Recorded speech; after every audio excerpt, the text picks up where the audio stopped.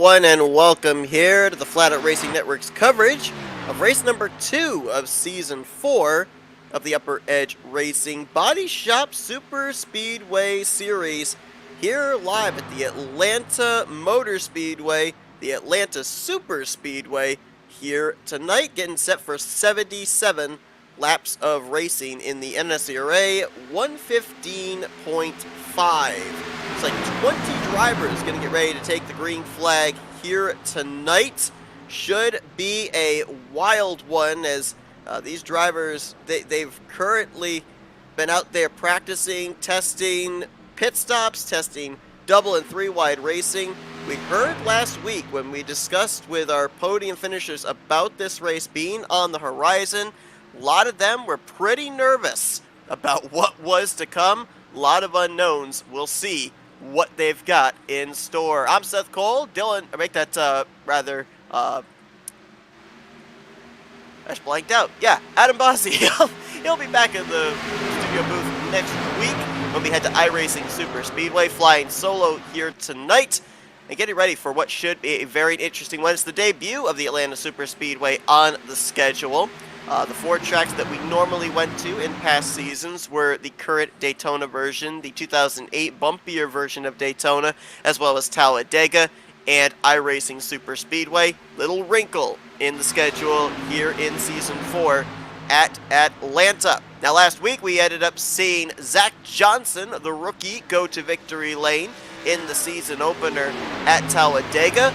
Subsequently, the points leader coming into this race, but he told us last week more than likely wasn't going to make it here tonight, so we are guaranteed a new race winner this season, and also, more than likely, a new points leader heading into next week. And it's likely we could end up having yet another first-time winner in back-to-back weeks. As I look through the field, there's only a very small handful of drivers that have formally taken a checkered flag here in the past 3 seasons. The odds are definitely much more in favor of a first-time winner than a repeat winner from seasons past. Currently, you're seeing drivers making their way around the racetrack in group qualifying to set the field. A couple of drivers look like they are electing not to go out and set a lap time, so they will be starting at the rear of the field. They will subsequently also not show up on the starting lineup once we display that grid. Looks like a couple of drivers might be actually taking the opportunity to practice getting onto pit road again as well. Saw a couple of drivers be able to make it onto pit road, but they were very conservative. Other drivers, they pushed the limit a little too much, and they were in the infield grass. And we saw last week, Talladega, you would think that that would be a place where it's a little bit easier of a super speedway to get onto pit road, and had a half dozen drivers get busted for speeding. So it could be interesting to see if pit road and how pit road will play an outcome to the winner here tonight. Qualifying is just about wrapping up. Looks like Bronson Stafford is going to be starting on the pole position. Dylan Body looks like he will be second if nothing changes, and looks like that will be the case. That will be your front row, the 61 and the 26, as we show you the starting lineup for today's race. Row 2 is going to find Blake Trawick, Alan Kundman making his first start on the season. He was very fast in practice. He was actually at the top of the leaderboard for a majority of practice. Dylan Pote coming off of a, I believe it was 5th place finish last week. He's going to be on the inside of row 3, and we've got a Brandon Buchwald fan in the chat here, and he's going to roll off on the outside of the 3rd row.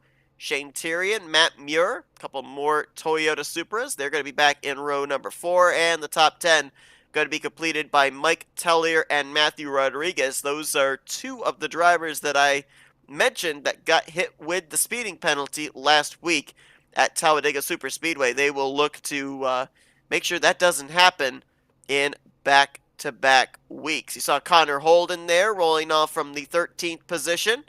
He might be the guy we would be looking at to maybe lead the point standings heading next week. He was 2nd place at Talladega last Friday night. Actually, correction, he was 3rd.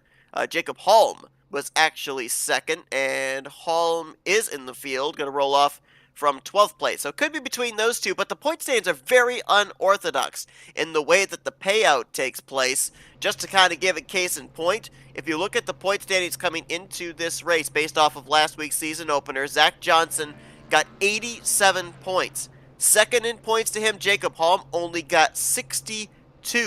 One race, and already there is a gap of about 15 some odd points, actually correction, 25 points between first and second. Winning in this series has huge rewards in terms of the points value that you get. So that's why we've seen in the past 3 seasons, drivers, they will go for it to try and get that checkered flag. It's the bring home the trophy or bring home the steering wheel type mentality. Going to be interesting. You see that red line there. That is basically a white line with the red line in the middle, and that is considered out of bounds in normal superspeedway type racing, much like the double yellow line would be at Daytona or Talladega. But this is not your typical superspeedway series. That line there, that's only the guideline for these drivers, showing where the racetrack ends and where the apron begins. But they can go down there on the apron as much as they absolutely want to. We had a lot of drivers utilize that ruling in the final lap last week at Talladega, and I think we're going to see the same thing here today at Atlanta Superspeedway. Maybe even in the early going, maybe not necessarily in just the late going. We'll have to wait and see if that's going to be the case. The iRacing Chevrolet Silverado pace truck going to make that left-hand turn onto pit lane, and 77 laps at this very speedy mile-and-a-half D-shaped oval are about to be run. The NSRA 115.5 at Atlanta Superspeedway is green. Bronson Stafford leads him to the stripe.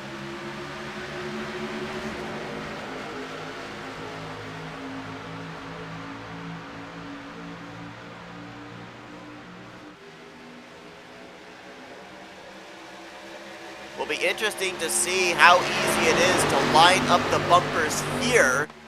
A lot of drivers talked about the difficulty of lining up the bumpers last week at Talladega. That Stafford will not lead the first lap. It's the target contingency on the top. Blake Trawick, Dylan Pote, Dylan Body, all nose to tail, and Trawick is going to lead the first lap here at Atlanta.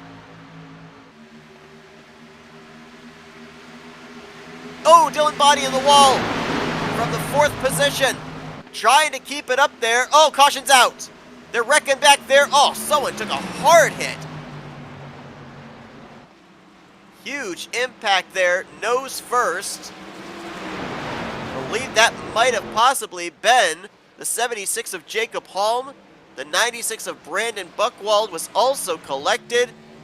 Trawick wins the battle back to pit road. There's the Gatorade Chevrolet, who was the first one, I think, that made contact with Dylan Body after Body got into the fence.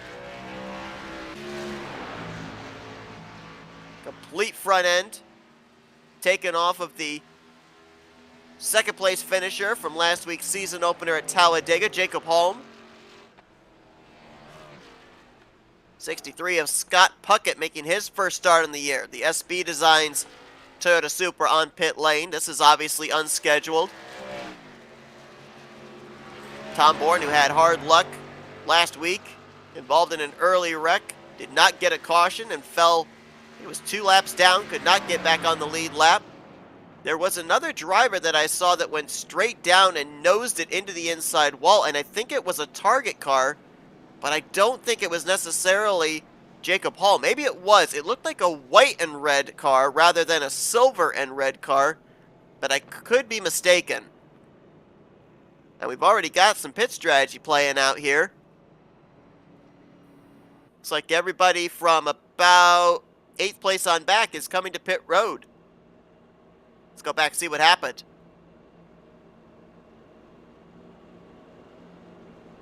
.63 of Scott Puckett may already be done for the evening.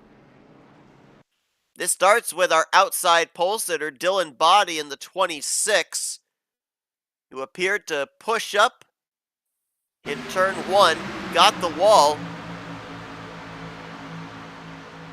and then I believe it's the 96 that comes up behind him, Brandon Buchwald. Oh, they were wrecking further back too. Oh, it was the 76 that nosed into the inside wall. And Tom Bourne goes for a slide, locks the brakes up, doesn't hit anything. There's somebody there as well that's going to make their way by our left side of our camera. Looks like that might have been the Discount Tire Ford. We'll try and pinpoint who that was. I think it might have been... Is that the 25? I think it was the 25. It shows the 25 on your ticker. It's actually the 22 on the racetrack of Cody Boussard. Oh, yeah, there you see the 63 gets out of shape of Scott Puckett and spins right down in front of the 22. So you had Body, Hulme, Buchwald, and Bourne getting together further up. I believe it was the 63 and the 22 of Boussard and Puckett getting together that actually brought the caution out. But two incidents just a little bit further removed from each other, bringing out the caution for the first time here tonight as we've had the choose cone rule. Blake Trawick's going to take the top. Ty Smith will be on the bottom. Dylan Poteet will be on the top in third. Connor Holden on the bottom in fourth. And Mike Tellier will take the top side.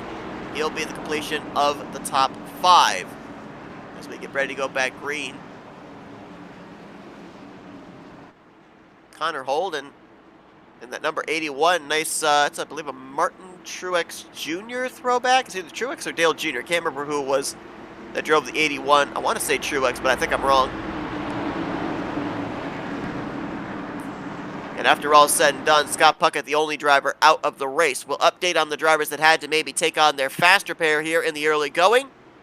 First restart of the night. 56 is the control car. He timed that very nicely there. He and Dylan Poteet, they're going to get clear of the 18 of Ty Smith.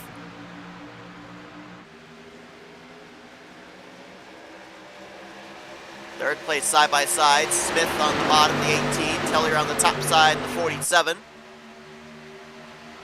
Mike Tellier appears to have the 9. Make that correction. The 8 of Alan Kundman behind him.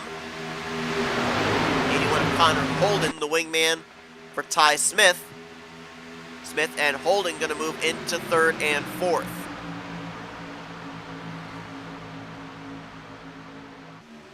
Jimmy McKee in the 9. Sirius XM Chevrolet Camaro right now in 6th. As they fan out double 3 wide. Whoa, Poteet puts his left sides below the double white line. Not out of bounds here in this series. And then yanked the wheel to get back in line behind Blake Trawick. Looked really loose that time off of 4, did the race leader. Nose to tail, and now the 18 jumps onto the outside, looking for second. Connor Holden's going to go up there with him. Whoa! Now I don't know if the 18 was just loose or if he was trying to side draft, but he and Poteet nearly made little contact that time. Through turns 1 and 2. Looks like Jacob Halm, last week's runner-up. Finisher! We'll get to that in a minute. Mike Tellier just got wrecked by the 8. And Shane Tyrion gets collected as well. Caution's out. They're still wrecking.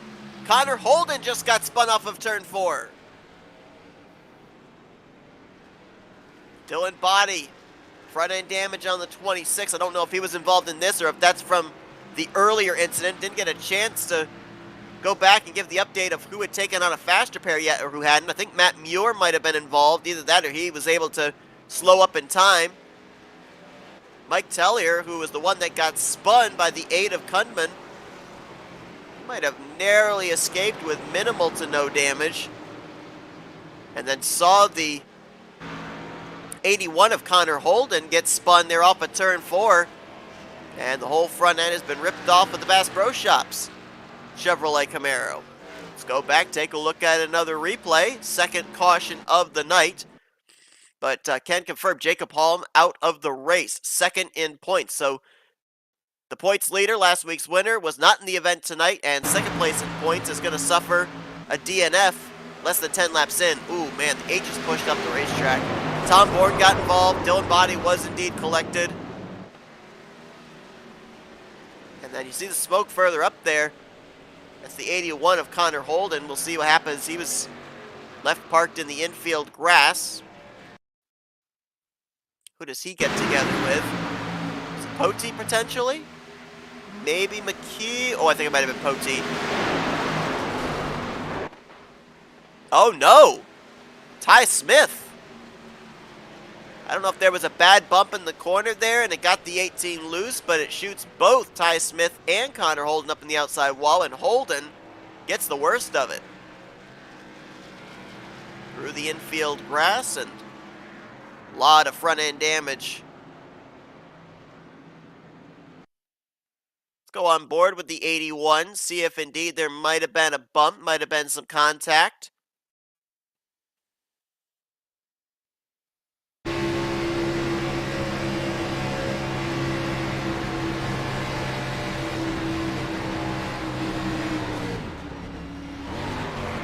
Really hard to tell there. It's almost maybe like Ty Smith was trying to come down and side draft Blake Trawick and got loose, and that scrubbed off some speed, certainly.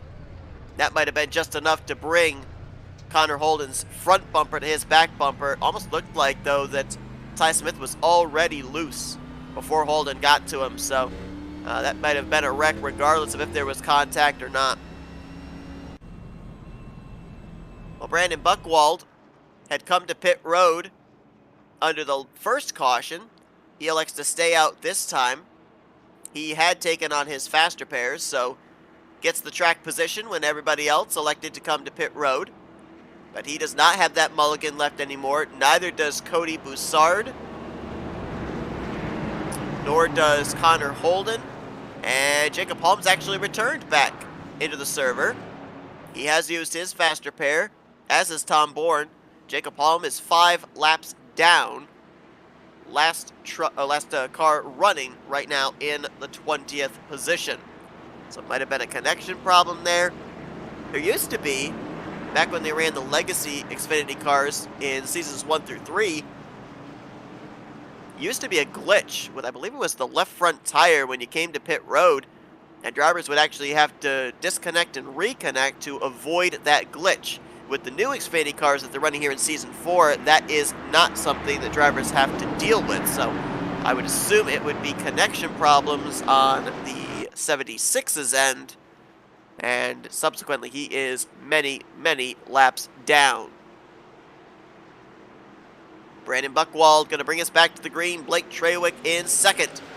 Jimmy McKee, Dylan Pote, Matthew Rodriguez. That was the top 5 here for the second restart of the evening.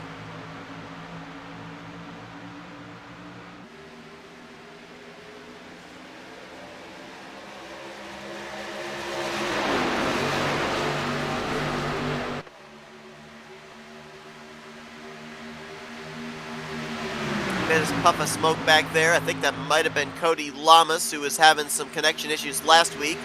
Looks like he's having some connection problems again this week. Somebody was up in the wall there. I think that might have been Jacob Holm in the 76 way at the back. As at the front, Blake Trawick back out to the lead. Big push again from Dylan Poteet to get him there. Those two have been inseparable, and they have been a very strong duo here in the early going. The 56 and the 31, both looking for their first win in the UpperEdge Racing Baadteshop Superspeedway Series. Alec Kundman right behind them, the Flow Racing Chevrolet Camaro. And he's got Buchwald to his inside for third place. Jimmy McKee up on the outside line behind the 8. And there's Matthew Rodriguez in the 51, highest that he's run so far tonight after rolling off the grid from 10th. Right now, the driver that's picked up the most spots since the drop of the green flag would be Cody Broussard in the 25, or the 22 on your screen. He was 20th, rolling off the grid, and he's up to 7th. That's up 13 positions. Jimmy McKee has picked up 10, currently 4th from 14th. And then Ryan Potter trying to crack into the top 10 in the 99. He's picked up 8 spots from 19th, currently up to 11th.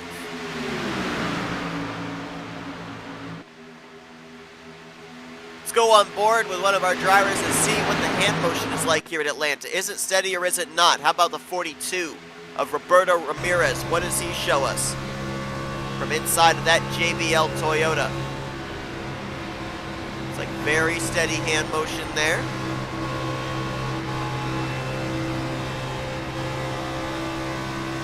Riding on board with him, you can see in 4th gear, 179, 183, I think it topped out at there, going into turn 3. Right behind Matthew Rodriguez in the 51, there's the pole sitter Bronson Stafford, just off to the right, trying to get a second line going. Right there, that tri-oval on the front straightaway is the most treacherous area. Kind of liken it to the tri-oval at Talladega. It's where cars are turning left. And if you get bumped while turning left at that point in time, more than likely it will not be an even bump, and it will get you out of shape. And usually when there's a wreck in the D-shaped front straightaway, whether it's Atlanta, Charlotte,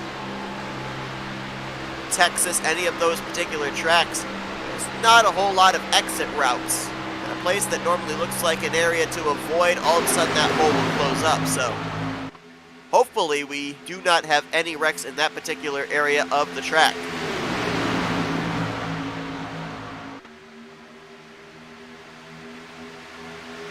Brandon Buchwald got the apron there into 3. Pushed up the racetrack almost into Matthew Rodriguez. The 51 and the 61, they're hooked up, trying to make something happen in the second groove. Top 3 seem pretty committed to the bottom. Trewick, Poteet, and Kunman.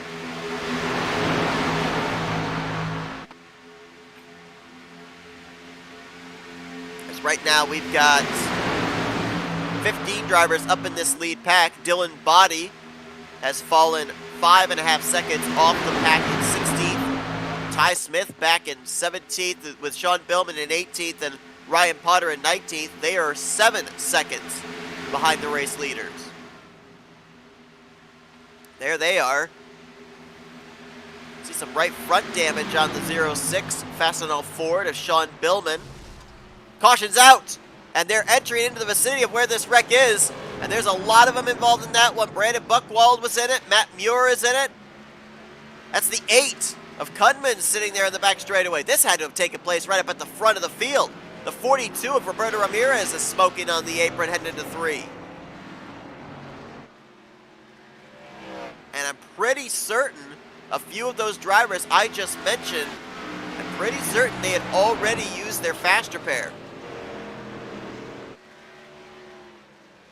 Blake Trewick won the battle back to the line under our 3rd caution of the evening. Kunman did get his Chevrolet refired, as did Brandon Buchwald. Well, that suspension looks like it's taken a beating. I think that 96 is towed out a little bit. Watch it as it comes down the back straightaway. It's kind of skewed to the left. Yeah, that rear suspension, you can see right there. That rear suspension has taken a pretty good beating. Had Buchwald already used his fast repair? Yes, he had. Wow, so whatever damage he's got, they're going to have to try and manually repair that. And it might be a pretty lengthy stay on pit road to do so. Let's take a look and see what happened. This would have been inside of the top 5, I think. I think there was a side-by-side battle going on for 4th or 5th. Buchwald on the bottom. Oh, the 8 of Kunman just got loose in front of him. And that's a big hits right there. Is that Mike Tellier, I think, got a piece of it in the 47? Pretty sure I saw him get a little bit of damage. Let's follow the 8 car. Nobody hit him, I don't think. Did he get on the apron? That thing snapped loose. See if we can get a good enough camera shot to tell. Oh, yeah, right there. Got his left front down on the double white line. Trying to save it, trying to save it. Oh, and then there you see, there's where Mike Teller got involved. Oh, and then collides again with the 8 car. That's a pretty good shot to the back end there. Everybody trying to slowly make their way through.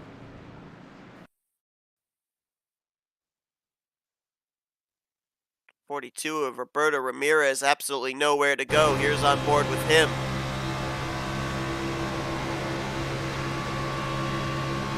Got a pretty good look there of the 8. Watch him. Right there, gets loose. 96 up into the 42, who gets up on its left sides. Oh, and then gets hit a second time, just pinned up against that outside wall. Absolutely nowhere to be able to go.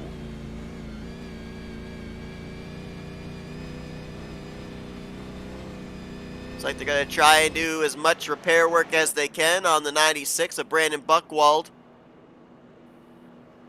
Tom Bourne likely to stay on pit road to repair damage. Same for Ty Smith. Alan Kunman as well did not take a fast repair. He spent about a little over a minute on pit lane. Mike Tellier did take a fast repair though, it would appear. He's actually back on pit road again to top off.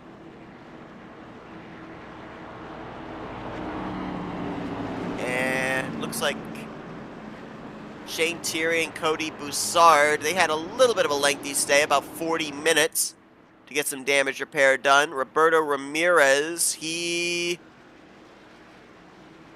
did not? Yes, he did. I was going to say, I don't know how that thing was smoking and didn't take on a fast repair. He did take on a fast repair. Trying to see if anybody else that we haven't already mentioned had taken on a fast repair. I don't know if I mentioned Tom Bourne, but he also took on a fast repair, and Brandon Buchwald has called it an evening. So the 96 looks like he will end up finishing in 20th place here tonight in that Gatorade Chevrolet. Tough break there. Had a number of Brandon Buchwald fans in the chat, but tough break for him in his second start in the Baadteshop Superspeedway Series. Brandon had an 11th place finish last week at Talladega after rolling off from the 4th position. Had a good qualifying effort here tonight as well. Rolled off the outside of row 3 and 6th, but not going to get the finish that he was looking for. Blake Trawick out in front. He's led the most laps so far here tonight, as we are just about to the halfway point, or like the third of the way point, I should say, not the halfway point. That's wishful thinking and incorrect math. Matthew Rodriguez will line up in second. Bronson Stafford in third. Interesting there. We saw the 51, the 61 working together before that caution came out, and they elect to start in opposite rows to each other rather than start nose to tail with the choose cone. Jimmy McKee will be fourth. Dylan Body in fifth. Tom Bourne missing that front nose. He's sixth. Then Roberto Ramirez, Alan Kunman, Connor Holden, Ryan Potter. That is the top 10. Green flag back in the air. Maybe a little wheel spin there by the 56. Woo, McKee. Cutting it close down there across the front of the 26 of Dylan Body. Bronson Stafford. Great restart for the 61. He wants the race lead. Timed that restart perfectly. And is trying to get to the front by himself. Now he's going to pick up Matthew Rodriguez behind him. Maybe that was what the whole idea of starting in kitty corner rows was with Stafford and Rodriguez, was Matt Rod wanted to be the pusher rather than the pushee.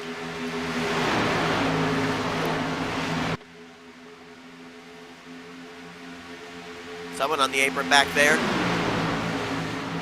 It's Ryan Potter, I believe, in the 99.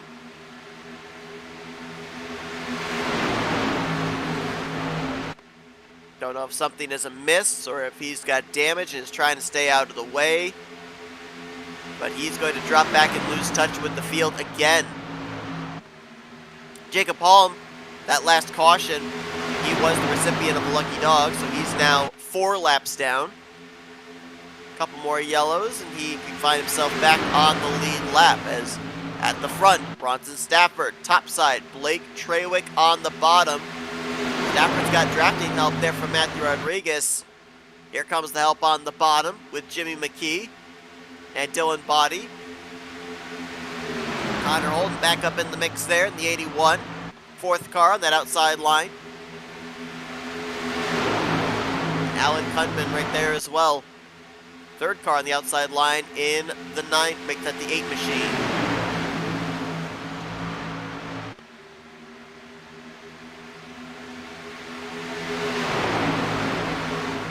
Pretty impressive run there by both the 8 and the 9, making their first starts on the season. Gotta think that these are going to be a couple of drivers we'll see up at the front.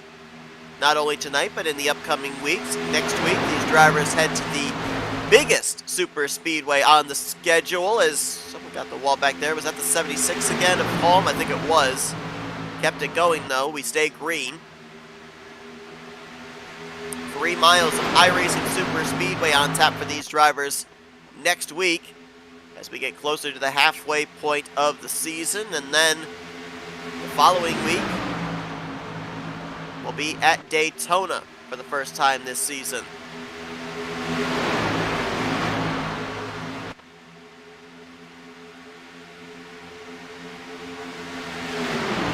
Less than 50 to go here. Top 6, all nose to tail, double wide, 3 rows deep. Then you've got 7th place Connor Holden looking on, kind of the X factor into which line's going to move. Blake Trawick got his left sides on that double white line through the D-shaped front straightaway, and that looked like it got him a little out of shape. But he has had the strongest car, at least out in front today. Bronson Stafford, though, trying to go coast to coast. I mentioned about the fact... Oh, Trawick! Oh, no! Trawick into Bronson Stafford, and we've got a big wreck there. That was side draft gone horribly wrong.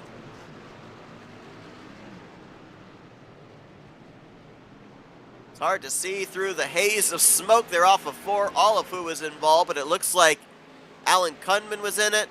Sean Billman obviously was involved. You can see poor smoking. Smoke pouring. I'm dyslexic in my speech, apparently. From underneath the Fastenal Ford Mustang. He's come down to the attention of his crew. You see the suspension damage on Bronson Stafford. Well, that was not going to work. You almost kind of saw that about to happen when Trawick, I don't know if he pushed up the track or if he thought that he needed to move up and side draft Bronson Stafford to be able to stop the momentum on the top. Whatever the case, you saw the end result. Let's go back, take a look over in 3 and 4. See if we can get a better camera shot as well. That smoke cloud off of turn 4 made visibility not that great in determining who was all involved in the wreck. Oh, yeah. Almost looked like the 56 got tight and pushed up. I don't know if that was an attempt at a side draft or not. There's Billman getting involved. There is Kunman. I believe I saw Connor Holden got a piece in the 81. Nice view of the pit signs there, completely obstructing our view.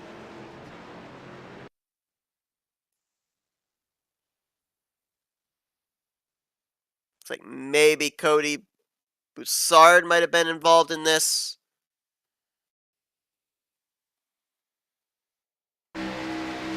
This is from the front of the 81, the Bass Pro Shop Chevrolet of Connor Holden.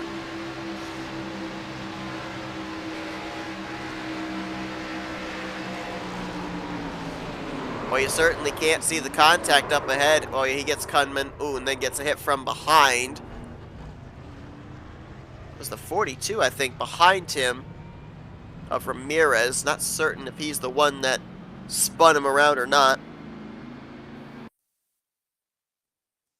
See if we can get one more camera shot here.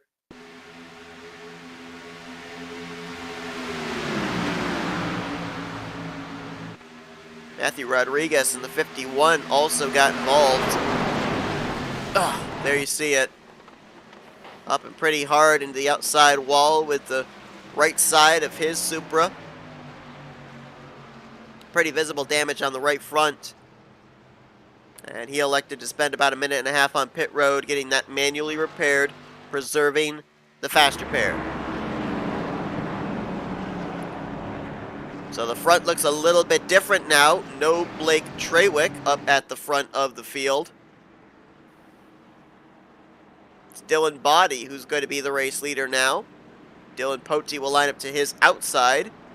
Jimmy McKee, Roberto Ramirez, and Shane Tyrion going to be the top 5. Cody Boussard, Mike Tellier, Sean Billman, Tom Bourne, and Ty Smith. That is the top 10. I was going to mention it, so I'm going to mention it now. The odds coming into this race of another first-time winner were much higher than a repeat winner going to victory lane. The repeat winners, the former winners rather, of the series in past seasons include Dylan Body, Shane Tyrion, Mike Tellier, Matthew Rodriguez, Bronson Stafford, and I believe that's it. Everybody else, if they were to win, it'd be the first win of their career in the Baadteshop Superspeedway Series. Again, though, I might be wrong on a couple. I think I'm missing one, maybe 2 drivers that are former winners. So I'll be gonna double check on that just to make absolutely certain.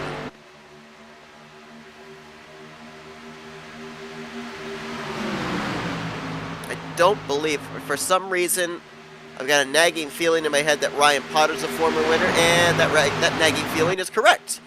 He was a former winner from last year. Good thing I double-checked on that.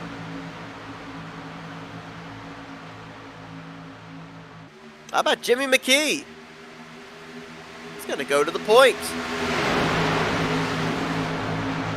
Well, a lot of drivers last week, a lot of our rookies made their first career start, including our race winner from last week at Dega, Zach Johnson. If Jimmy McKee is able to go to victory lane, to be back-to-back weeks, not only that a driver gets their first win, but gets their first win in their first start in the series.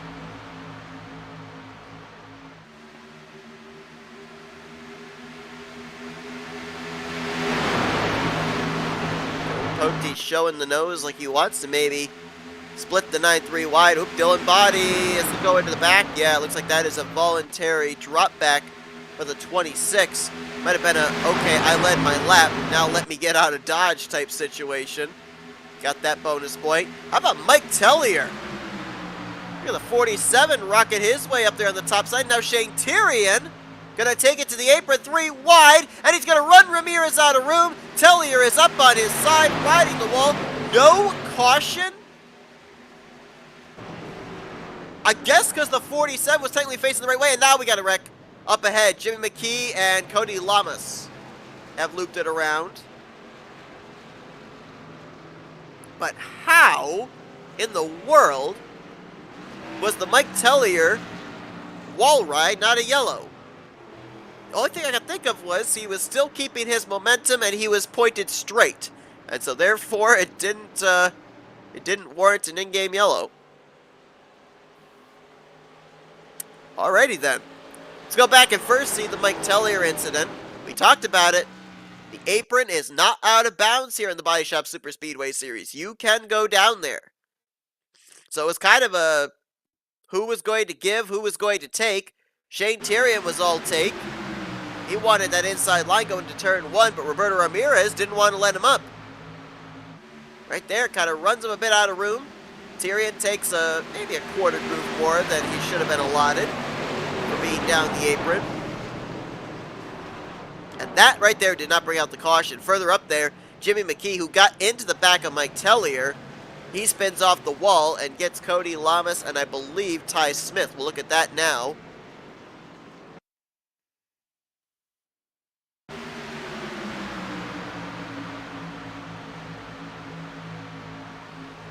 Boy, McKee nearly got wrecked going into turn 1 as well by Tom Bourne.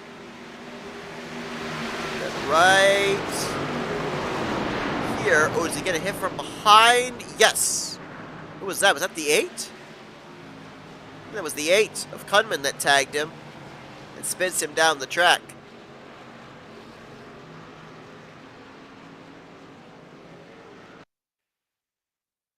Who do we take an onboard with?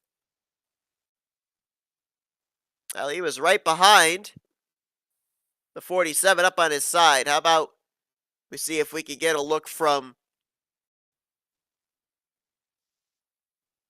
the 9 of Jimmy McKee.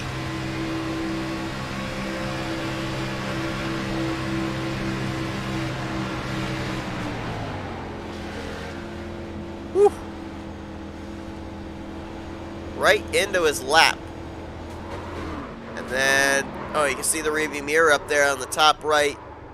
The 8 comes flying in and clobbers him from the back.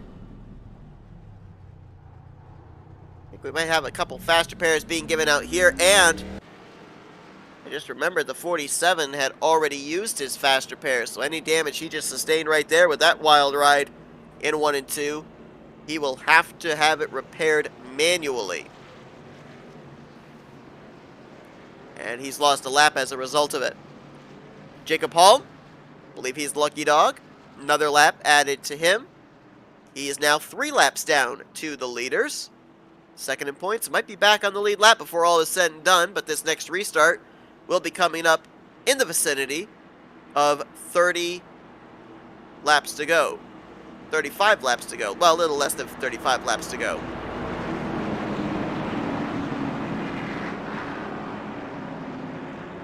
Poteet, the race leader. It's like 4 drivers stayed out under this caution. Poteet, Matthew Rodriguez, Shane Tyrion, who are your top 3. Blake Trawick is 4th, and Tom Bourne, who also stayed out, will be 5th. Mike Tellier still on pit road. He may lose more than a lap. And update on drivers who have used a faster pairs, see if there's any new ones to add to the list, and indeed there are. Bronson Stafford, Jimmy McKee. Those two have taken on their faster pairs since we last checked the list.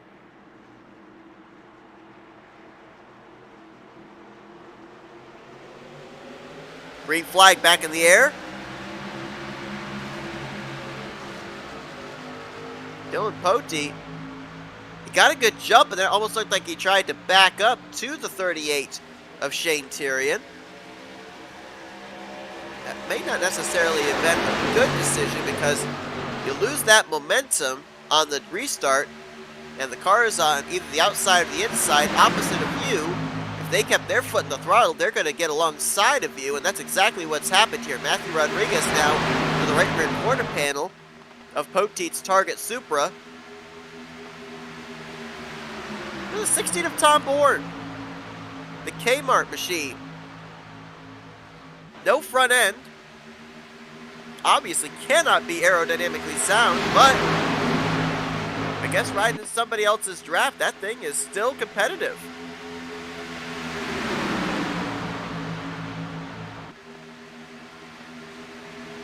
Cody Lamas got clipped in that last incident by the 9 of Jimmy McKee. They're side by side right now for 7th. McKee did have to take on his faster pair. Cody Lamas did not.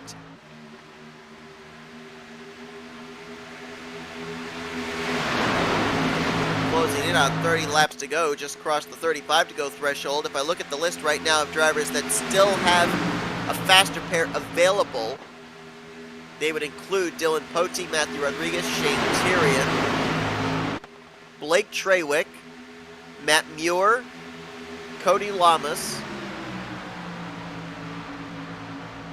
Alan Kundman, Ryan Potter, and Ty Smith.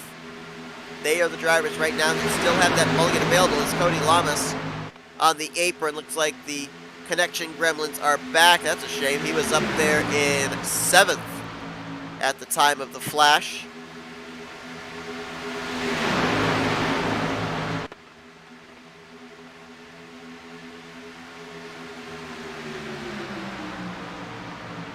Three rows deep of double wide. Then it's the 72 of Matt Muir. Runs in the 7th position, looking on. Got a really cool camera shot here inside the 72. Look at the hand motion there. Wheeling his Supra around. He stayed out of trouble. Driver's left, Dylan Baadteshop. You can see him there through the window net. Very little wheel motion there out of Matt Muir. Looks very comfortable. The one thing with the repaving of Atlanta Motor Speedway to turn it into a Superspeedway is the track is relatively smooth. I say relatively. No track is absolutely smooth. You're still going to deal with the turbulence of the bumps. But by all rights and purposes, it's probably the smoothest racetrack that we're going to be going to this year in comparison to iRacing Superspeedway, Talladega, and Daytona.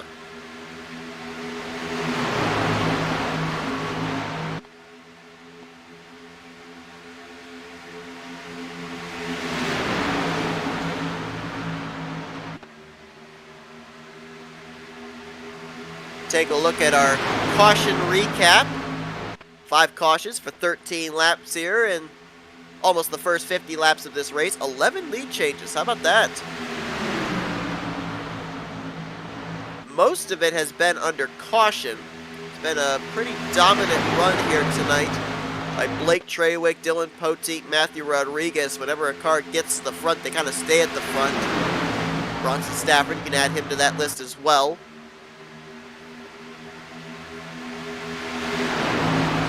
We are now at less than 30 to go.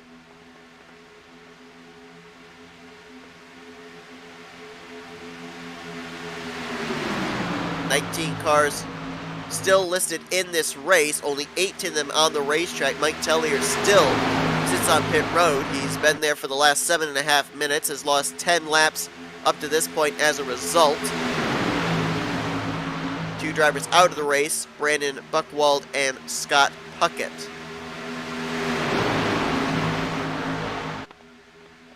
Saw a little blocking there by Dylan Pote down the back straightaway. Saw that momentum on the top. Moved up to block Matthew Rodriguez. Stalled that out and then immediately moved back down to the bottom to pick up the 38 of Shane Tyrion.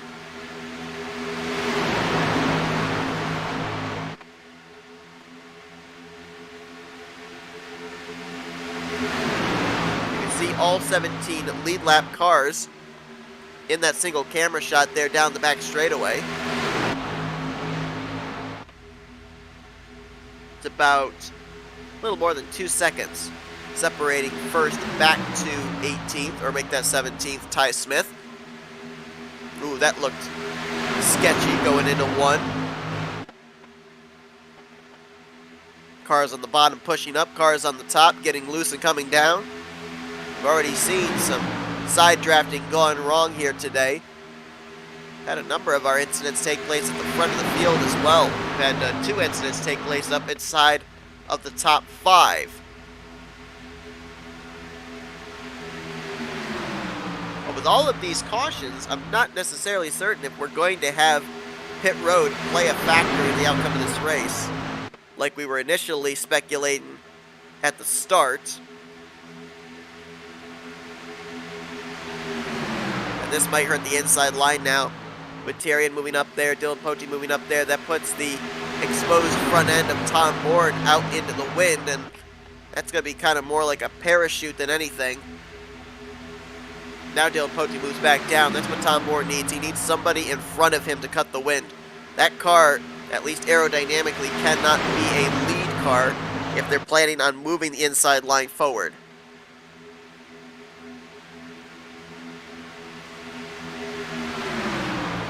Pote almost kind of like a Dale Jr. I shouldn't make the reference, but Pote is a Brad Keselowski fan, and if he's going to do blocking, he's got to make sure that if he blocks to the top, block all the way to the top. Do not leave that lane open like Brad did earlier on this spring. Oh, wreck in the back! That was Matt Muir. No caution. He kept it pointed straight, even though he took a pretty good shot with the right side up into the Quaker State bright green Atlanta Motor Speedway safer barrier. Looks like that thing is still somewhat up to speed. I don't know if he just got loose or if he lost or made some contact. Boy, Shane Tyrion playing with fire. Down that apron again. That time it didn't work out for him. I think he was trying to make a move for the lead, and as a result, he's all the way back now to 6th, side by side with Connor Holden. Matthew Rodriguez is now into 2nd. He's jumped down to the bottom in front of Blake Trawick. Maybe trying to split up the 31 to 56, who were working very well with each other in the early going of this race.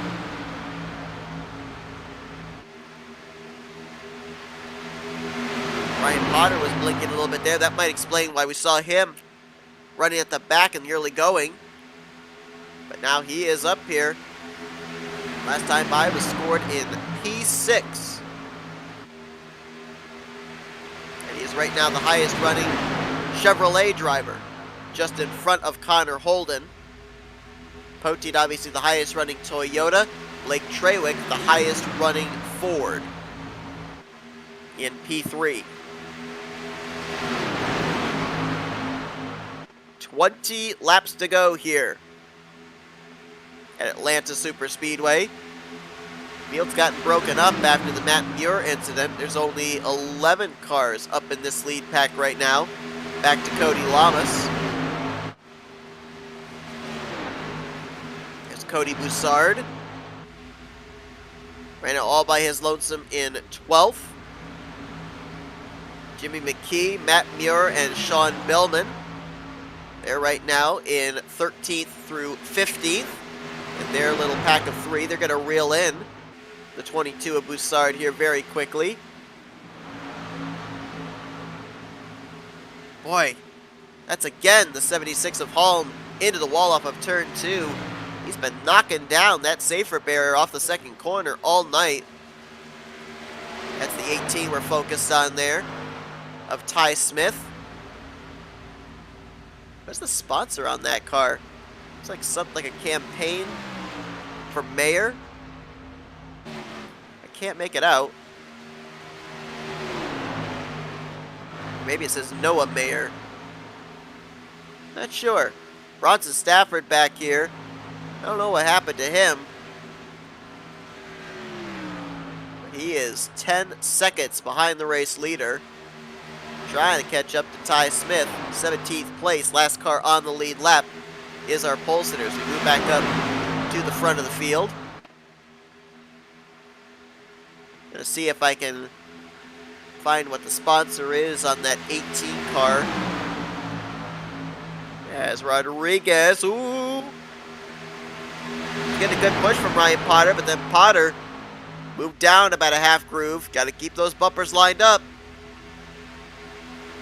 Don't want to get hooked in the left rear.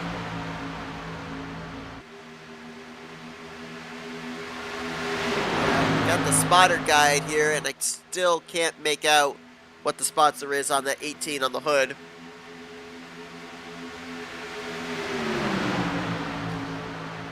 Pretty sure it said Noah Mayer, but I'm not sure what it entailed. As Rodriguez, he was trying to break up that 31 and the 56 moved up to the top, and now those two target cars are back together nose to tail. Shane Tyrion looks anxious. He wants to go. He's trying to find momentum. There he is again.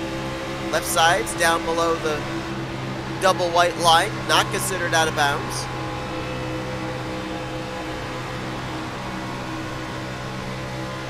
Shane Tyrion's been all over the board today. Up as high as second, down as far as 19th. Started this race from inside the top 10 in 7th. See some counter steer right there. Whoa, big time counter steer through the center. These cars are starting to get a little loosey-goosey here, which might make things a little nerve-wracking as we continue on. And in case you were wondering, yes, that was a cowtail on the back bumper of the 56 of Blake Trawick.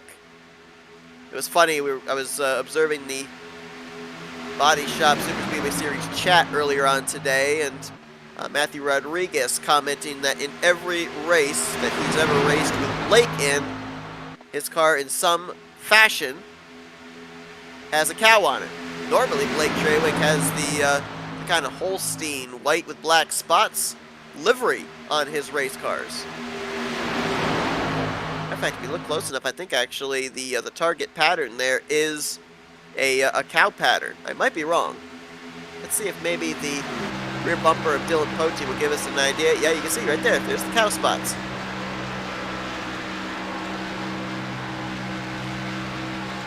Here comes Tyrion. Top side. For second on Blake Trawick. And Ryan Potter says, thank you for leaving the bottom open. I'll take and fill that hole.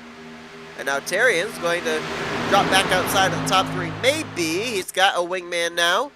It's Connor Holden up on the top side with him.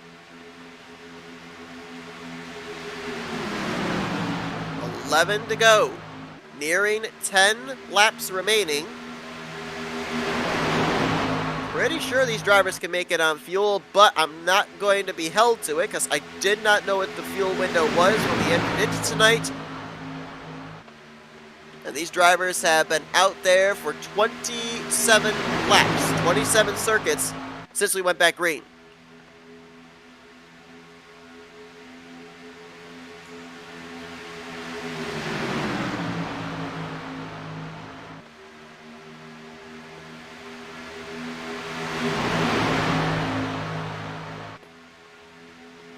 I guarantee you there's about 8 drivers in the field that would love to see a yellow.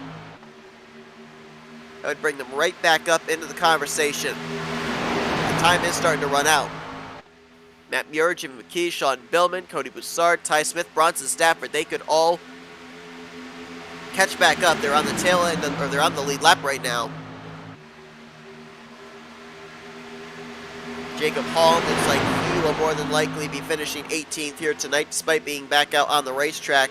3 laps down, he would need 3 more cautions, which is not impossible since, yeah, we're running to the scheduled distance, lap 77, but we have unlimited green-white checkered overtime finishes available as well. So 77, while it is the scheduled mark, it is not necessarily the lap that will be finishing this race. That's Mike Tellier moving up out of the way. Oh, he's going to get clipped by Shane Tyrion, and caution's going to come out. Well, there's that caution I was talking about that a lot of those drivers wanted. Mike Tellier was trying to stay up, trying to stay out of the way. Got hit in the left rear quarter panel by Shane Tyrion. Loops it around. I believe Alan Kundman may have gotten a piece of it. 6th caution of the day. I don't think this is late enough for us to go into overtime. We should get an in-regulation restart. Question will be, though, how many laps will we have to go? I'm going to keep you informed on whether we have pit stops here as well. That would give the indication of whether these drivers could have made it on fuel or not. I don't know, maybe you want to come to pit road for tires. They ran 30 laps there on that stint. Tellier had just come off pit road, too, the lap prior.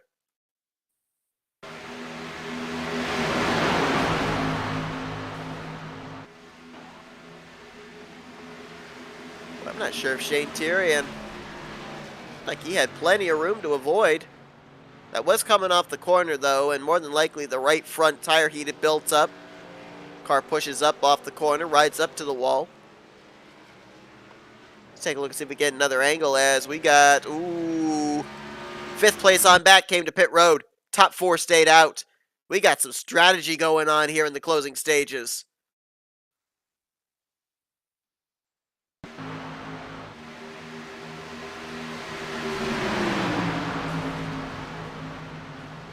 That's gap whack.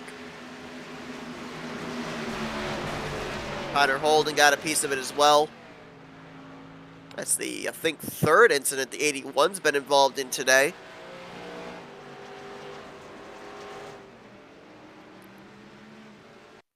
Mike Tellier just going out there trying to complete some laps. He's going to finish 19th today. Last scored 29 laps down.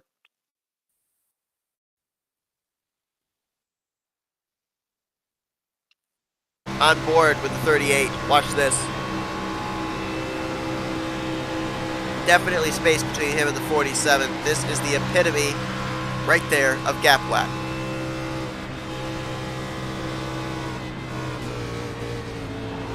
Terry kept going. Don't know if the gap whack would have given him some right front damage perhaps or not. But regardless, mentioned the top 4 stayed out. Everybody else came to pit lane. Pote, Trawick, Potter, and Dylan Body. Everybody else that came to pit road. Looks like 2 tires for Jimmy McKee. 4 tires for everyone else. Tom Bourne, Matthew Rodriguez, Shane Tyrion, Alan Kundman, Matt Muir. We will go back green in regulation. It's going to be 4 laps to go when we get the green flag. If a caution comes out before the leader takes the white, we rack them up, we do it again, we head to overtime. Jacob Holm, worth mentioning, got the free pass. Now 2 laps down. He needs 2 more cautions to get back on the lead lap. Well, Dylan Poteet, he has led the last 35 laps or so. That car has been out in the wind for a good portion of this race, but now who got up here in the conversation? Trawick's back up here. Jimmy McKee is back up here. Tom Bourne. That car soldiering on in the 4th position. And Ryan Potter up here in 5th place. Green flag. Back in the air here in Atlanta.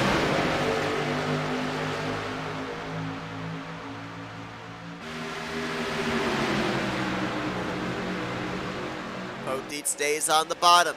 Trawick. His back bumper. Matthew Rodriguez gets sent up there to the wall. 3 wide. He's going to lose some spots. That's Tom Bourne in the middle now, 3 wide. Shane Tyrion trying to get around him. That's Roberto Ramirez to the inside of that 3 wide formation back there. That's around the 9th, 10th, 11th positions. Push is going to come to shove now. I don't think there's going to be very much lifting that will go on. Drivers are going to be pushing for all they're worth, trying to get their respective lines going. I think for Dylan Poteet, that double white line is his best friend. But remember, that is not the furthest down you could go. If Trawick wanted to try down to the apron to try and take the race lead, that option is available to him, as now Shane Tyrion's dropping back.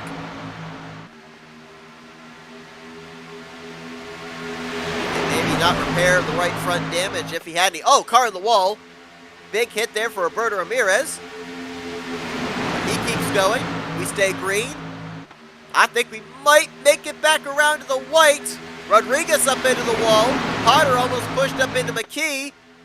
Here we come to the stripe, and we made it. Even though Dylan Body was into the wall, white flag in the air. We're racing back to the checkers. Poteet trying to make that rear view mirror, that back bumper as wide as possible. Who tries the apron on the backstretch? Shane Tyrion does. They're wrecking in the back. That's Boussard. Potter to the top side for second. Poteet's got him stacked up. Billman on the apron. He gets loose. Hard into the wall. Upside down goes the 8. More cars into the wall. And Poteet is going to pick up the victory here at the Atlanta Superspeedway. The first win of his UpperEdge Racing Baadteshop Superspeedway Series career. It takes place here today, and it is back-to-back weeks to open up Season 4 of the Baadteshop Superspeedway Series, where a driver gets their first career series win.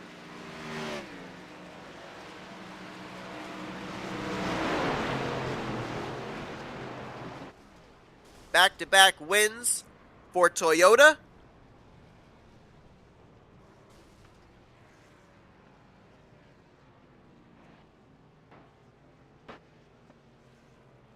And double checking on something real quick here. First win on the season for Team Trap House.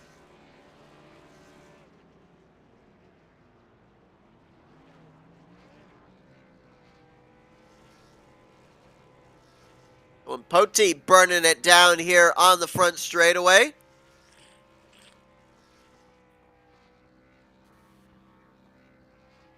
Atlanta Motor Speedway in Hampton, Georgia. Dylan Poteet a little bit to the northwest in Kentucky. And I don't know what it is with drivers and long front straightaway burnouts. Last night, in the RTG Talladega Challenge Series, Tim Knopfsker did a burnout almost the entirety of the Talladega Tri-Oval. And now Dylan Poteet's trying to do a burnout for at least half of the D-shaped front straightaway here at Atlanta. And then, a la Alan Kulwicki, the Polish victory lap.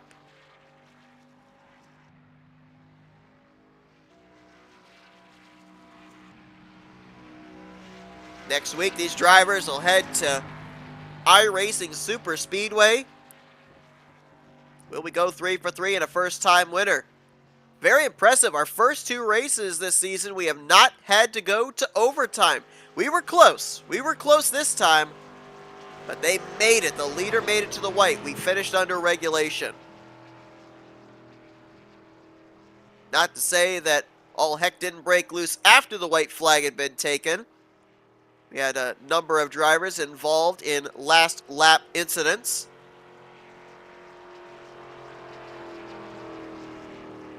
Cody Boussard got up into the wall off of turn 2. We saw Shane Tyrion get up into the fence in turn 3, and then Alan Kunman went up and over. And a little bit more burnouts here for Dylan Poteet after the completion of the Polish victory lap. Let's take a look at the finishing results. Poteet the win, Blake Trawick in second. They were almost 3 wide, 4 wide for the win there. Ryan Potter and Jimmy McKee, about a tenth and a half off the race win in third and fourth. Tom Bourne, I think he gets the attaboy of the race. That car looked junked on the front end, and he brings it home in fifth. Ty Smith there in sixth. Connor Holden seventh. A lot of these drivers you see up here were involved in not just one, but a couple of incidents. Bronson Stafford battles back to get 8th. That caution really saved him. Cody Lamas, good run there, top 10 in 9th. And Roberto Ramirez, who had a engine expire after being involved in one of the earlier incidents, had to take out the faster pair, and he battles back to get 10th. Dylan Body, 11th. Billman in 12th. Shane Tyrion in 13th, Matt Muir and Matthew Rodriguez. That's the top 15. Alan Kunman, he was able to at least make it back across the line after he went up and over on the final lap. 16th for him. And Cody Boussard was the last car to finish on the lead lap in the 17th position. Not enough cautions for Jacob Holm to get back in the lead lap. 2 laps down in 18th for our runner-up finisher last week. Mike Tellier, 34 laps down in 19th. He did finish the race. Brandon Buchwald and Scott Puckett were the 2 drivers that did not reach the conclusion. Well, Dylan Poteet, oh my gosh. What do you call this? I swear I did not hit the rewind button. This is the reverse Polish victory lap. I've never seen this before. This is going to be something we have to talk about in the post-race interview. I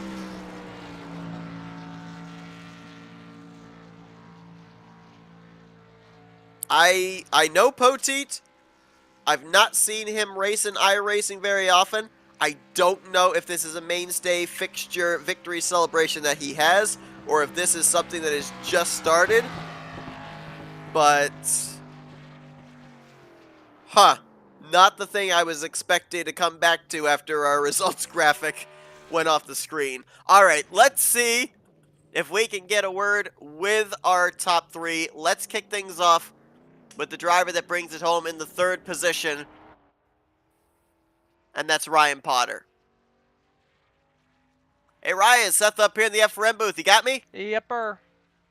Well, man, I'll tell you what, it kind of looked like, and maybe you could shed a little bit of light on it, looked like some struggles for this 99 in the early going. We saw you fall off of the lead pack, caught a caution that got you caught back up, and then it seemed like this 99 was moving forward every single time we got a restart. You ended up getting up, I think, as high as 2nd place. You bring it home in that 3rd spot.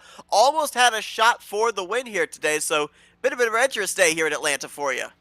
Yeah, for the first like 2/3 of the race, I was just struggling with internet issues, so I just didn't want to be up in the pack, kind of mixing it up if I was blinking around. So I kind of fell to the back and just rode it out for a while, which wasn't a bad idea because we couldn't get seemed like a clean 5 laps in until over halfway through the race. So, after that, pretty much once the internet started figuring it out, I'm like, all right, I got a clean car, it's time to go, and I wanted to get up front and see what I could do, but at the end there was just. I had no help out there, and there was a lot more out there for Dylan, so. It was interesting when we talked with our top finishers last week at Talladega, mentioning about coming into Atlanta Superspeedway here this week, and a lot of them very nervous, very concerned about what this track was going to do in terms of racing style. Did you have that same sense of apprehension? Was there a point in this race when you started to kind of have confidence in being able to move forward? Like, what kind of unknowns did this track have for you and the rest of the field? I can't really speak for really anybody else, but I wasn't too concerned about it. Now, granted, I don't think I've ever actually ran an Xfinity car race here, but it just, it's kind of just the same thing. You just have a lot less room. It's a lot tighter, but generally speaking, it's just the same type of racing, and you just gotta pick the right lanes and everything. But I was never really up front for the first half of the race when all the crashes were happening, so I really had no. Once I got up to the front, it was pretty tame, so it wasn't really too much different for me personally. Now, I'm not the greatest at math, and with this point system, I'm not even going to try and do the calculations, but it looks like you're going to be at least in the top 2 in points leaving Atlanta, heading into iRacing Superspeedway next week. I mean, how do you ride this momentum into next week? Do we maybe see you put the 99 in victory lane? Because, really good starts here, both at Talladega, the top 5 last week, and then the top 3 here the following week. I honestly, I couldn't tell you, because quite frankly, it's going to come down to, I mean, last week we had the teammates up front and just nobody wanted to work together, and then this week I didn't have the teammates up front. So a win, I would say I can't really guarantee anything just because I don't know. It takes a lot more than one driver to make a win happen here in these series. So, but in terms of the point situation, a couple of good finishes. been very nice, but aside from, I think we got a hard charge tonight. Aside from that, I don't think I really got any bonus points, and that's kind of a lot of the thing that will propel you forward in this league. So, yeah, hopefully we can get some more laps led, if anything else, next week. You mentioned that hard charger started 19th and bring it home third place. Congratulations on a job well done. Before we let you go, the floor is yours for thank you, sponsors, and shoutouts. Uh, yeah, I just want to quickly give a shout out to Connor, Ty, and Sean Billman and Roberto. I forgot Roberto was here tonight as well.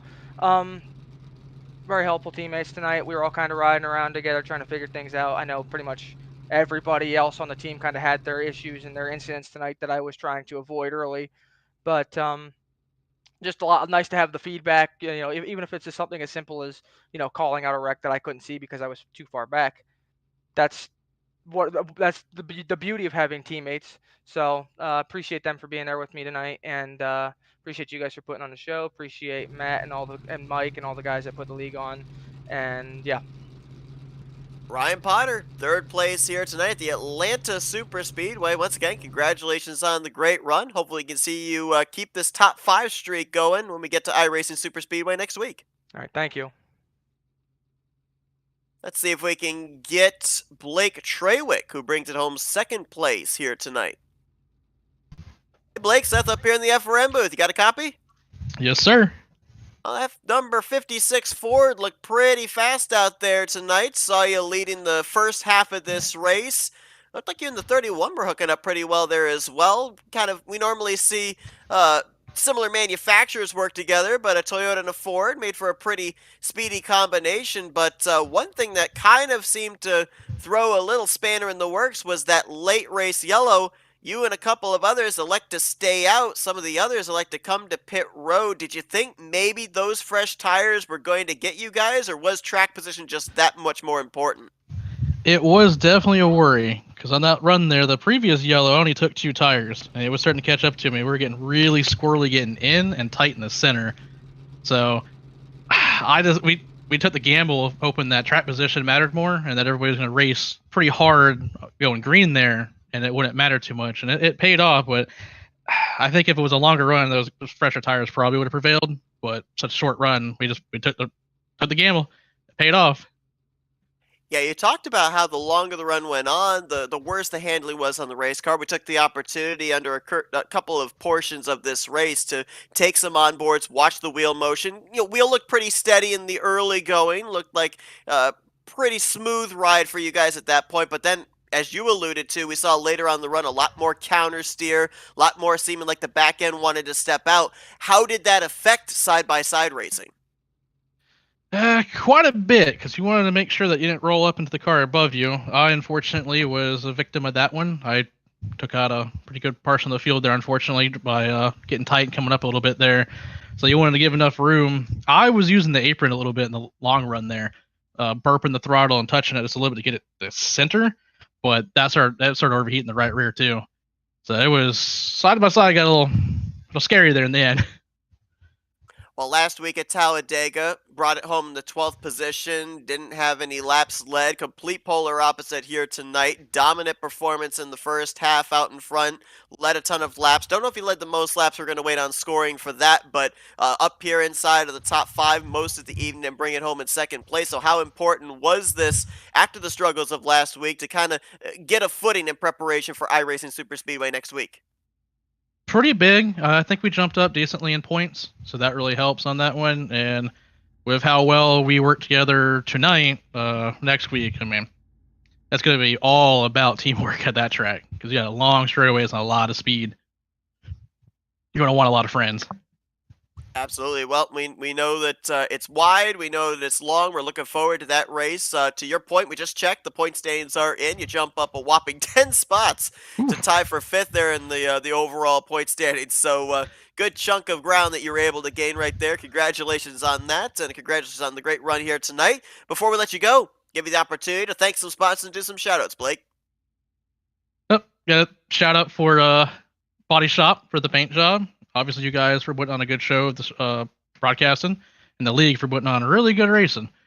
Like, we bunch of yellows tonight, but that's going to happen here. But the racing's amazing. I'm enjoying my time here. It's my only second race here, but I think I'll be sticking around for a while. very fast Ford Mustang tonight for Blake Treywick. He brings it home in second place here tonight at the Atlanta Superspeedway. Once again, congratulations on the good run. Best of luck next week. Thank you.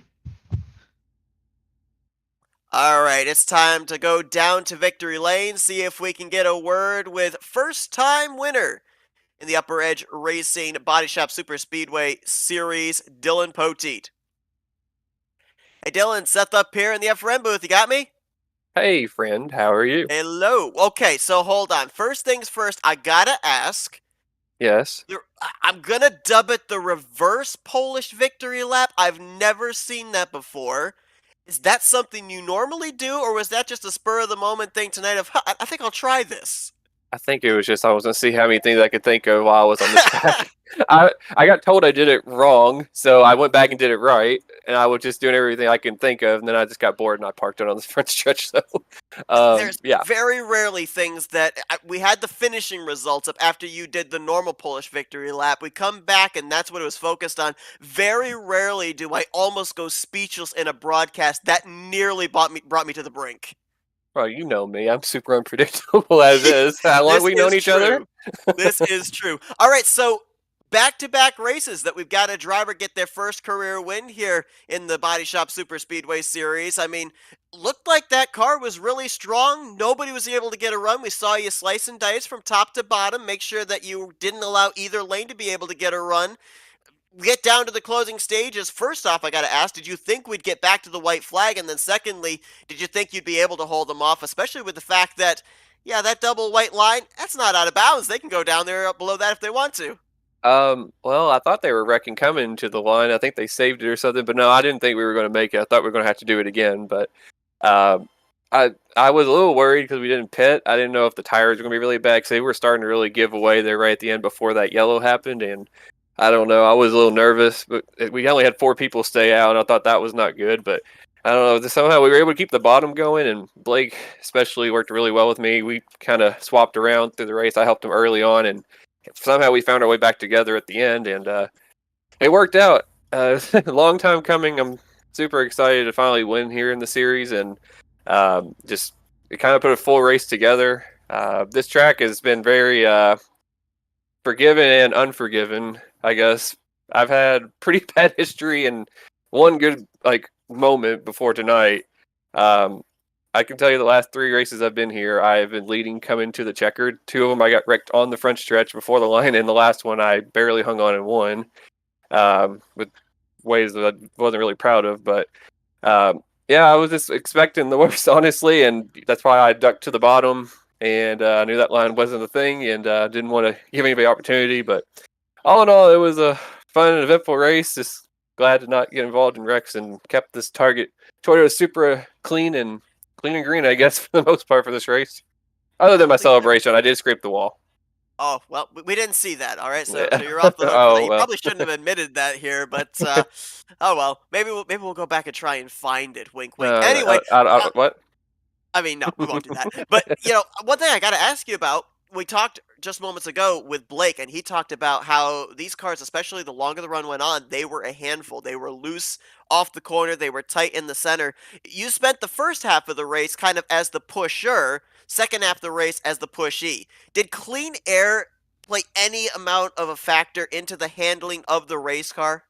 Oh, I think it was the same either way, because I think one time he told me he got loose and stuff. I got loose in the exact same spot, and I was ahead of him. So I was kind of having handling problems right there at the end of the run. That goes back to us not pitting, and I was a little nervous because I don't know, maybe cooling the tires off will keep it going. We only needed it for just a couple of laps, so I was hoping it would be good enough. And I was again shocked that the bottom kind of formed as well as it did, and the outside kind of fell apart. I was thinking, because I think we took the first 4 spots on the inside, and I was shocked because they just gave them the outside, and I was like, oh, we may be in trouble.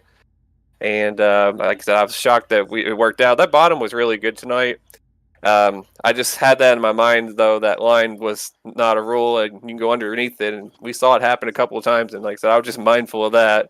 And ironically enough, me and Blake actually had one of those instances where I was leading and he bumped me and we wrecked, and it was because there was a line. But I appreciate how he raced me tonight, and we're teammates and everything, but like I said, just overall, he ran me really well, and we worked really well together. So I appreciate how he raced me, and everybody else. We had a great race. We got a good long run, and it was really fun. I was just pumped that I finally won one of these races. I've been waiting like almost a year and a half to get one of these, and just really happy to win. And somehow this Atlanta track of all places again.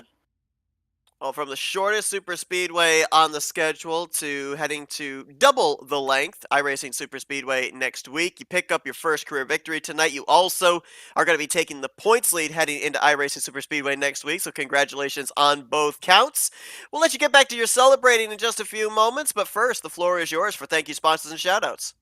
First off, thanks to having Target back on the car once again, and Dylan Body as always, paying these like machines and everything, and thanks to everybody at Team Trap House that are always doing their thing. And like I said, Blake, I already talked to him, gave him his roses for how well he worked with me tonight, so I appreciate him. Dylan, we worked well throughout the race as always when we find each other, so I appreciate that. And we had some other helpers tonight, Alan Cudman, Jimmy McGee. They also helped us. They were up there for a while. We always get the Swamp guys helping us, so like I said, I appreciate everybody, and thank you guys for being on the broadcast. It's always great. Seth, I always give you crap all the time, but you always do always good. And I know you had to run solo tonight, but I know you've done that before, and usually do quite well. So it was how Matt Hardy would say, wonderful. Well, Dylan Pote wasn't woken tonight, but he is a winner in the UpperEdge Racing Baadteshop Super Speedway Series. Congratulations once again, Dylan. Like we said, might have set a new celebration trend. Maybe we'll get to see it take place again a couple more times this season. That'd be good. And also, I just want to give a shout out to everybody at UpperEdge, all the admins, Matt and everybody, and Mike. Everybody that works really hard to get this up and going. Appreciate their work as well. I don't want to leave them out, but appreciate everybody at UpperEdge and you guys here at FRN doing your thing. So it was great. It was fun. That's Dylan Pote. First career win in this series tonight at Atlanta Super Speedway. Congratulations. Go enjoy that victory. Thank you. And that is going to bring our coverage to a close here tonight. What a debut race on the schedule for the series here in the Baadteshop Super Speedway Series at Atlanta Super Speedway. There were a lot of question marks, a lot of unknowns by us up here in the commentators booth, by the drivers out there on the racetrack before we had even taken the green. But wow, we're going to come back here to Atlanta Super Speedway later on this season. As a matter of fact, let me just double check. I believe it is the next to last race on the season. No, it is the second to last race on the season. But it doesn't really matter where it is on the second half of the schedule because Talladega, Atlanta, Daytona, and iRacing Super Speedway, they're all going to be races 6 through 9. And they are going to play their parts, not only in determining who is where when we head into the first half, or conclude the first half of the season, but also who may eventually, further on down the road, be hoisting that championship trophy. Dylan Pote may have just made a mainstay to put himself in the conversation for that championship, but the season is still young. Next week, these drivers have to tackle iRacing Super Speedway in the Matt Muir Designs 165. That will be next Friday night, May 26th. Green flag will fly at 8:30 p.m. Eastern Standard Time. But the NSRA 115.5 at Atlanta Super Speedway goes to Dylan Pote. Want to thank everybody that tuned into our coverage here tonight. Hope that you guys enjoyed it, and hope to see you guys next week as we continue on the 4th season of the UpperEdge Racing Baadteshop Super Speedway Series. You've been watching another broadcast courtesy of FRN, the Flatout Racing Network. This broadcast is the copyrighted work of Flatout Racing Network and may not be rebroadcast, retranslated, or used in any form without the express written consent of Flatout Racing Network and iRacing.com Motorsports Simulations. Flatout Racing